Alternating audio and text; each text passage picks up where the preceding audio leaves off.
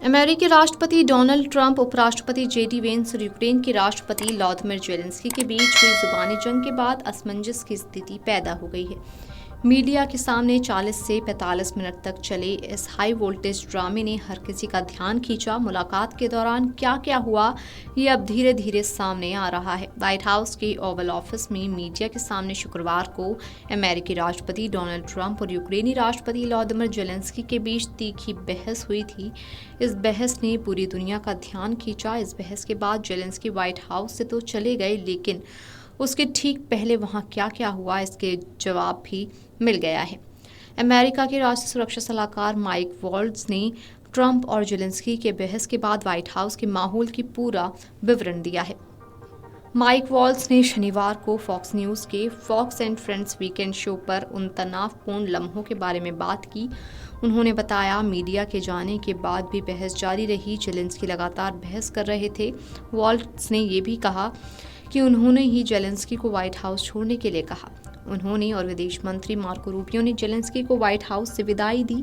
Waltz ने बताया कि प्रेसिडेंट ट्रंप और ज़ेलेंस्की के बीच हुई बैठक के बाद जब प्रेस को जाने के लिए कह दिया गया, इसके बाद हमारी एक बैठक हुई।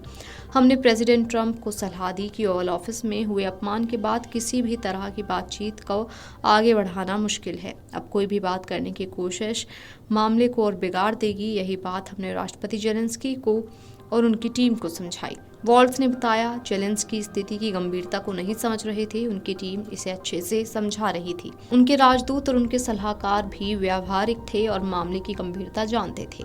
वे सब निराश थे, कुछ को आंसू तक आ रहे थे। वे चाहते थे कि अमेरिका के साथ बात आगे बढ़े, रूस से युद्ध को किसी तरह रोका जाए, लेकिन ज़ेलेंस्की तब भी बहस कर रहे थे।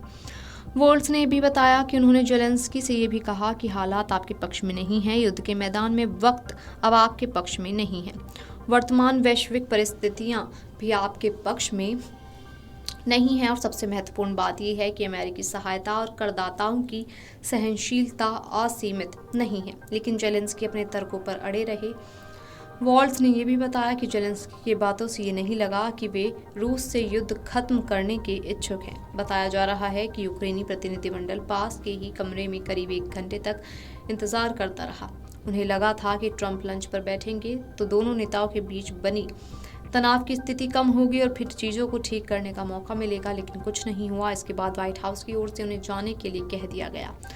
व्हाइट हाउस के एक अधिकारी ने कहा कि यूक्रेनी प्रतिनिधिमंडल बातचीत जारी रखना चाहता था, लेकिन उन्हें मना कर दिया गया, जिससे ज़ेलेंस्की और गुस्सा हो गए, व्हाइट हाउस छोड़कर तुरंत होटल चले गए।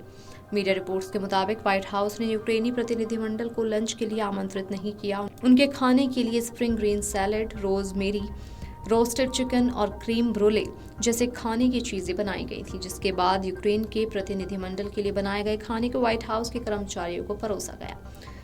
रिपोर्ट्स के मुताबिक ओवल ऑफिस में हुई बहस के फौरन बाद डोनाल्ड ट्रंप ने अपने प्रमुख सलाहकारों के साथ बैठक की। मीडिया के सामने हुए घटनाक्रम को लेकर राय मांगी। इसके बाद ट्रंप ने फैसला किया कि ज़ेलेंस्की बातचीत को आगे नहीं बढ़ाएंगे। उन्होंने विदेश मंत्री रूबियो और अपने राष्ट्रीय सुरक्षा सलाहकार माइक वॉल्ट्ज को ये संदेश देने का निर्देश दिया कि जाकर कह दो कि ज़ेलेंस्की के अब जाने का समय हो गया है। वोल्ट्स ने बताया कि प्रेसिडेंट ट्रंप और ज़ेलेंस्की के बीच हुई बैठक के बाद जब प्रेस को जाने के लिए कह दिया गया, इसके बाद भी हमारी बैठक हुई। हमने प्रेसिडेंट ट्रंप को सलाह दी कि ओवल ऑफिस में हुए अपमान के बाद किसी भी तरह की बातचीत को आगे बढ़ाना मुश्किल है। अब कोई भी बात करने की कोशिश मामले को बिगाड़ सकती है। ये बात हमने राष्ट्रपति ज़ेलेंस्की और उनकी टीम को कही। Video desk amarujala.com। अगर आप ये वीडियो YouTube पर देख रहे हैं तो हमारे चैनल को सब्सक्राइब कर बेल आइकन दबाएं और Facebook पर देख रहे हैं तो हमारे पेज को लाइक करें। 8 मिलियन प्लस सब्सक्राइबर, आपके इस भरोसे के लिए बहुत धन्यवाद।